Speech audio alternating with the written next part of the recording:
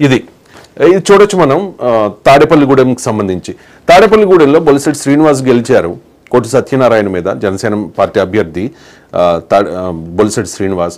ఆయన మామూలుగా ప్రజలకు ఆయన అధికారంలో ఉన్నా లేకపోయినా, ఆయనకి పదవి ఉన్నా లేకపోయినా కూడా మంచి చేయాలి అనేది చూస్తూ ఉంటారు. ప్రజలకు ఏదైనా కష్టం వచ్చినా తనకు తోచింది చేస్తూ ఉంటారు. అలాంటిది ఎమ్మెల్యే అయిపోతే ఏం చేస్తారు అంటే ఎంతో చేస్తారు. ట్రయల్గా మనం చూస్తూ ఉన్నాం. ఇది రాచర్ల గ్రామానికి సంబంధించిన రైతుల దగ్గరికి, ఆ ఊరికి ప్రచారంలో భాగంగా వెళ్ళినప్పుడు అక్కడ రైతులు అడిగారట, మా పొలాలకు దారి ఇవ్వండి అని చెప్పి. ఇమ్మీడియట్గా 4వ తారీఖున ఫలితాలు వచ్చాయి.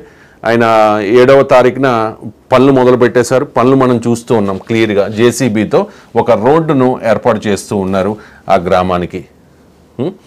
అంటే అధికారంలో రాకముందే, అంటే పూర్తి స్థాయిలో వాళ్ళకి అధికారం రాకముందే కూడా ఎమ్మెల్యేలు గెలిచిన వాళ్ళు బాధ్యతగా వాళ్ళు ఇచ్చిన హామీల్ని నెరవేర్చుకునే ప్రయత్నం చేస్తూ ఉన్నారు. అండ్ నెక్స్ట్ చూస్తూ ఉన్నాం మనం, ఫ్రేమ్ సెట్ చేసుకోండి. నెక్స్ట్ చూస్తూ ఉన్నాం మనం నాదెండ్ల మనోహర్ తెనాలి నియోజకవర్గంలో. అక్కడ ఇది పరిస్థితి. ఇక్కడ మొత్తం డ్రైనేజ్ ఏ రకంగా ఉంది అనేది మనం చూస్తూ ఉన్నాం. నాట్ ఓన్లీ ఇన్ తెనాలిలో మాత్రమే కాదు, ఇది కనిపిస్తుంది, తెనాలిలో మాత్రమే కాదు, రాష్ట్ర వ్యాప్తంగా ఇదే పరిస్థితి.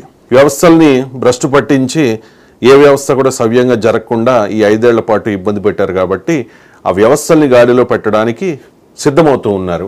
నాదెండ్ల మనోహర్ రీసెంట్గా తెనాల్లో పర్యటించారు. అక్కడ ఉన్న డ్రైనేజీలను కూడా ఇమ్మీడియట్గా చూసారా, అధికారం ఉంటే అధికారులందరూ ఏ రకంగా వెనకాల వస్తారు అనేది మనం ఇక్కడ క్లియర్గా చూడొచ్చు.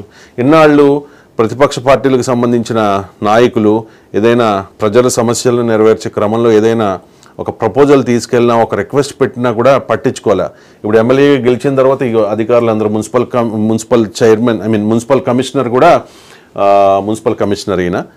కమిషనర్ కూడా వెంటనే నాదెండ్ల మనోహర్ ఆ ప్రాంతంలో పర్యటిస్తున్నారని చెప్పి నిన్న మొన్నటి వరకు జగన్మోహన్ రెడ్డి అండ్ బ్యాచ్ మాటలు విన్న అధికారులంతా కూడా ఇప్పుడు ఉరుకులు పరుగుల మీద వస్తూ ఉన్నారు. ఇమ్మీడియట్గా తెనాల్లో ఆ డ్రైనేజ్ అంతా క్లియర్ చేసేసిన పరిస్థితి.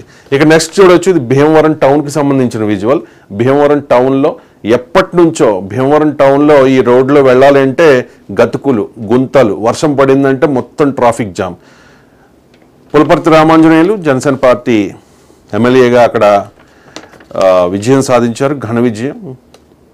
సో మాట ఇచ్చారు ప్రజలకి, ఈ రోడ్ని నేను బాగు చేయిస్తాను అని చెప్పి. రోడ్డు చూపించండి. సో ఇది నిన్న ఆల్రెడీ వర్క్ స్టార్ట్ అయిపోయింది. అంటే సోషల్ మీడియాలో మనం ఇప్పుడు ఎక్కడైనా చూడొచ్చు.